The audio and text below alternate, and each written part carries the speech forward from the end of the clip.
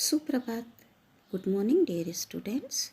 Welcome back in your Hindi class. I hope you all are fit and fine. आज हम हिंदी व्याकरण में वर्ण और शब्द वाला भाग पढ़ेंगे और इसके द्वारा जानेंगे कि वर्ण और शब्द किसे कहते हैं। वर्ण दो प्रकार के होते हैं, स्वर और व्यंजन। स्वर अ, आ, ई, उ, री, ए, ओ, औ। अंग, इसे अनुस्वार कहते हैं। जैसे इसके शब्द होंगे मंच, हंस, रंग आदि। अह, यह विसर्ग है, इसे विसर्ग कहते हैं और इसको जब बोलते हैं तो ह की तरह बोला जाता है। ह का स्वर निकलता है, जैसे प्रातः, पुनः, अतः आदि। चंद्र बिंदु, इसे अनुनासिक कहते हैं, जैसे आँख, दांत, चांद आदि। ओ, आगत स्वर, जब हम अंग्रेजी शब्दों का प्रयोग हिंदी में करते हैं तब इस स्वर का प्रयोग करते हैं, जैसे हॉल, बॉल, डॉक्टर आदि। व्यंजन है क, ख, ग, घ, ड़, च, छ, ज, झ, य, ट, ठ, ड, ढ, ण, त, थ, द, ध, न, प, फ, ब, भ, म, य, र, ल, व, श, श, स, ह। संयुक्ताक्षर, इसमें दो व्यंजन होते हैं। ये हैं क्ष, त्र, ज्ञ और श्र। क प्लस श क्ष, त प्लस र त्र, च प्लस य ज्ञ और श प्लस र श्र। संयुक्त व्यंजन, दो अलग अलग व्यंजन एक साथ जुड़कर संयुक्त व्यंजन बनते हैं। इसमें दोनों व्यंजन अलग अलग होते हैं। इनमें पहला व्यंजन स्वर के बिना और दूसरा व्यंजन स्वर के साथ होता है, जैसे रास्ता, प्यास, प्यार आदि। द्वित्व व्यंजन, जब एक ही व्यंजन दो बार जुड़ते हैं तो द्वित्व व्यंजन बनाते हैं, यानी इसमें दोनों व्यंजन समान होते हैं।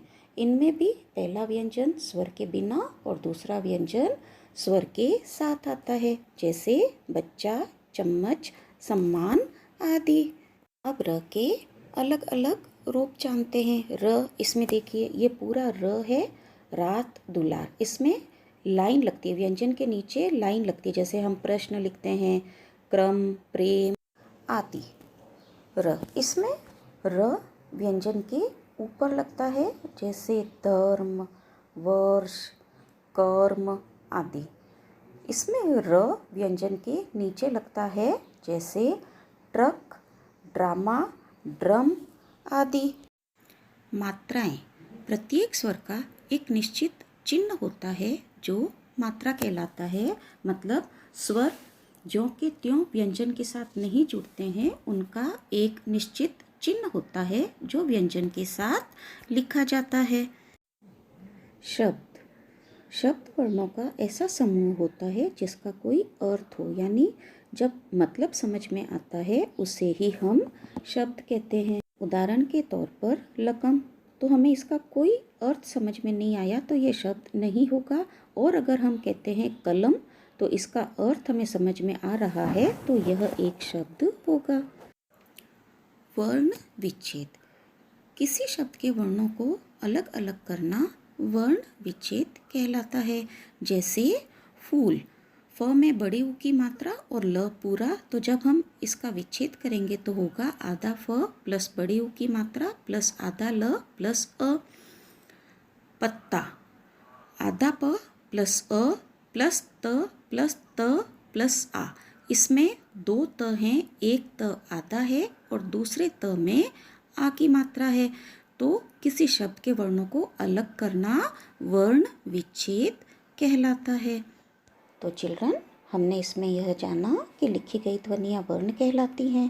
प्रत्येक स्वर का एक निश्चित चिन्ह होता है, इसे मात्रा कहते हैं।